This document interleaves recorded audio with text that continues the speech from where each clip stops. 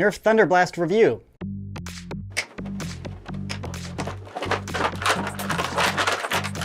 Included is the blaster itself and 2 missiles. This blaster is a manually powered missile launcher. It fires these, it doesn't fire elite darts or anything else, and it doesn't have a spring or an air tank. It works manually just like the Demolisher missile launcher. I will go over the external, show you how it works, show you the firing, and then give you my opinion. Starting with the front, this giant hole is where you load. The single barrel is located there, which corresponds with the rear end of the missile.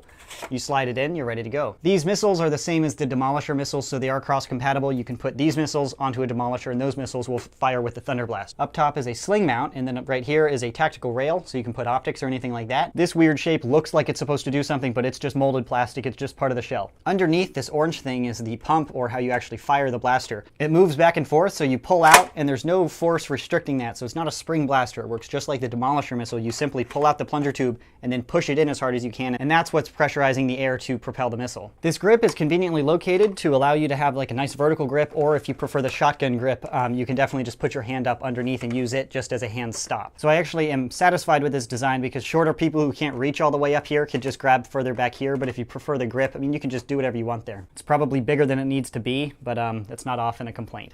Moving back to the rear grip, no complaints, it is comfortable. It's a little bit awkward to put your hand on something without a trigger and no place to put your index finger, but you can just hold it like this without a trigger there. Then moving further back, there are 2 missile holders in the top of the stock. These vary a little bit from the Demolisher. I like this design better. When you pull this out, it does have a little locking piece of plastic here, so it's pretty secure. The Demolisher missile is tapered, which means the tip is wider than the tail, but when you put it into something like the Demolisher stock, this is from a Demolisher, that has a straight parallel rear end.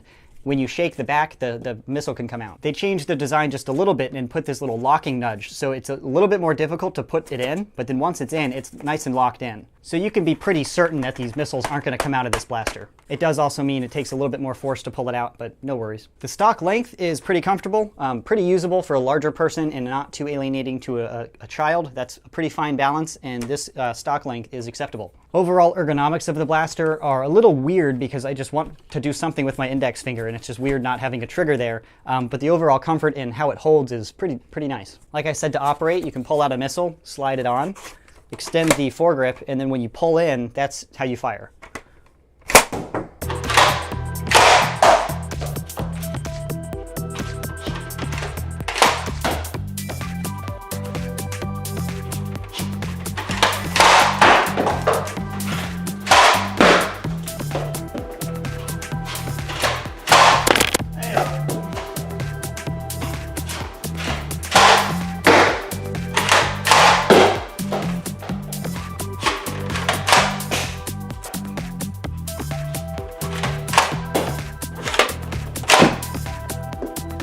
$55.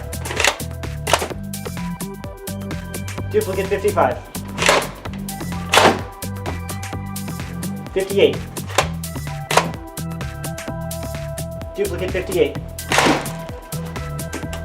56 feet per second. As you can see, the performance is pretty cool. The rate of fire is slow just because it's a single shooter, but the overall operation is smooth. It works exactly as you would expect. It works very similar to a Demolisher missile launcher because they are the same design. Keep in mind you can't compare the velocity readings of a missile to an elite dart because their aerodynamic properties are very different, but the performance of the missile launcher is actually effective for a Nerf game. You're not going to be like sniping zombies at 100 feet or anything, but if you're in a normal Nerf war, you can definitely be sort of competitive with this, and a lot of game types add extra value to the missiles, and even if it doesn't, shooting people with missiles is really cool. I don't know, there's something just so satisfying about seeing this hit somebody and just drop, instead of a Nerf dart. Something so large just sort of plopping into somebody on the Nerf field. It's pretty funny. Overall opinion of the Thunderblast is pretty high, actually. I was not anticipating enjoying this blaster just because it's so excessively large, and I hold by that because it is excessively large. You could throw it through a bandsaw, cut this much off, just the complete rear end, and it would still maintain full function, so you don't really need anything back there. I'm a little disappointed that Hasbro did not put a stock attachment point. They put a fixed stock, so the whole blaster is just large all the time. I disagree with that. I think it'd be more cool and more tactical